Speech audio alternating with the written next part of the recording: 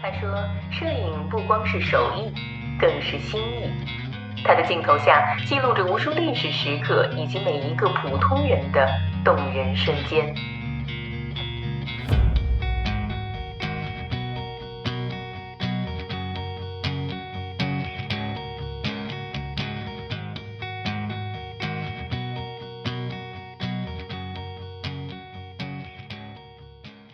大家好，我是李明，欢迎大家来到李明 Studio。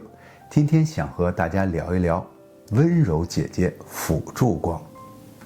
大家都知道，光线是摄影的精髓，就好像人的情感一样，有明暗，有冷暖。在拍摄人像的时候啊，咱们都会用到主光和辅助光。主光就是像戏里的主角，负责塑造人物的外形和情感。而辅助光就像戏里的配角，默默地站在主角的旁边，为他补光，让整个画面看起来更加的和谐，有层次感。想象下啊，如果没有配角，只有主角一个人在台上，是不是感觉少了点什么？对吧？那么辅助光具体是怎么工作的呢？其实就像它的名字一样，辅助光很温柔。它不像主光那么刺眼硬朗，而是轻轻洒洒的在人物身上填补主光造成的阴影，这样人物的脸部细节就会更加的清晰，看起来呢就更加的自然。有时候主光和辅助光之间的配合如此默契，你甚至感觉不到它们的存在，你只觉得画面很美，很有深度，这就是光线的魅力，也是摄影的魅力了。所以啊，大家在面对光线的时候，不仅要考虑它的技术层面，更要感受它所传达的情感和氛围。因为只有这样，我们才能真正的掌握光线，才能拍出让人心动的照片。让我们通过一段视频片段来感受这温柔姐姐的辅助光吧。辅助光是用来补充主光的照明，减少主光产生的阴影部分的暗度，平衡画面的整体亮度。辅助光可以使人物阴暗部分的细节更加清晰，因为减少了光比所增加了画面柔和感。那辅助光呢，通常比主光弱，光线更柔和，它通常放置在主光的对面，以交叉的这种照射的方式来补充照明。辅助光和主光在人物的这个影像中可以共同配合，创造出丰富细腻的神态和情感的表达。那这个时候有一点要注意啊，当我们所拍摄这个模特的这个面部轮廓比较平，那缺少立体感的时候，辅助光的控制就特别重要了。通常通过调整光源的角度和强度，可以在面部产生微妙的阴影和高光，从而产生面部的轮廓和纹理来，这样会使面部看起来更加的立体生动，提升整体的观感一定是这个人，假如说不是那么很立体假如说那叫什么塌鼻梁或者是平脸，都属于是这一类例如在拍摄一个自信坚强的人物时，可以使用较强的主光来突出人物的特征和表情，同时使用较弱的辅助光来增加画面的柔和感，增加这个画面的细节。但如果拍这个表现人物这个比较温柔比较柔弱，或者这个人比较悲伤的一面时那这个时候呢，我们除了要把主光的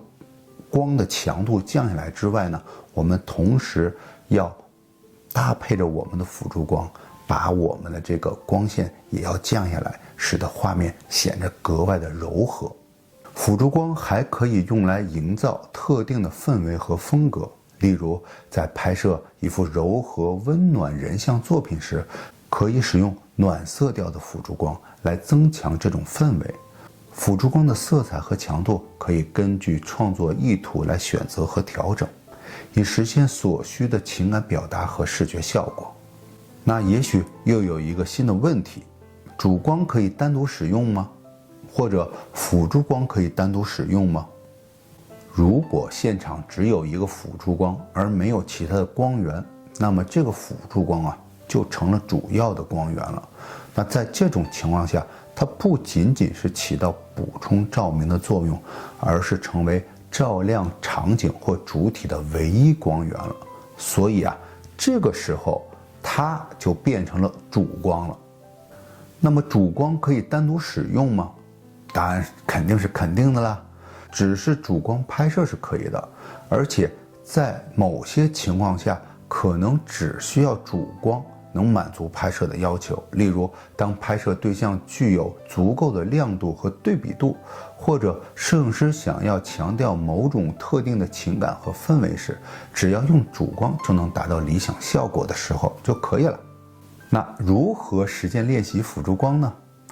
在上期同一个环境中，我们已经有了一盏台灯作为主光，这次啊，我们要放入第二盏台灯作为辅助光源。当主光从一侧照射模特时啊，这个辅助光从另一侧照射，观察并调整两盏光的强度和角度，直到达到满意的照明效果为止。可以啊，参照一些照片作品，边看着边去摆，边去研究，边去补光。注意辅助光如何减少主光产生的阴影，以及它如何影响模特的细节可见度和整体柔和感。如果想增加柔和光线，可在灯罩前加一张餐巾纸，并给它粘牢。同样拍摄并记录你的观察。通过今天的交流我们进一步加深了对光线在摄影中的奥秘的理解，特别是主光和辅助光这两位大腕儿。这两者在人像摄影中就像是电影里的主角和配角，缺了谁都不成戏，但是也未必啊。说到主光，这个货是个硬汉，高强度、高亮度，一下子就能把人打造出立体轮廓。而辅助光呢，则像个细心的小助手，轻轻的、柔柔的为主光打下阴影，补充光线，让整个画面看起来更加的和谐有层次。不过这两位也不是绝对的主角与配角的关系，其实在不同的场景和需求下，他们也能互换角色。关键在于我们如何根据环境、人物和要想表达的情感来灵活调整它们。这不仅需要我们对光线有深入的了解，更需要大量的实践和经验的积累。所以大家平时一定要多拍多练习，不要怕失败，每次拍摄都有一次新的尝试和探索，这也是对光的一次新的理解，你说是不是？咱们这个摄影师就是要敢于挑战，敢于创新，不断的去捕捉那些美丽动人的瞬间。拿起相机和光线做朋友，一起舞蹈，一起创作，感受那些其中无穷乐趣和成就感，一起加油，拍出更多有情感、更好的作品。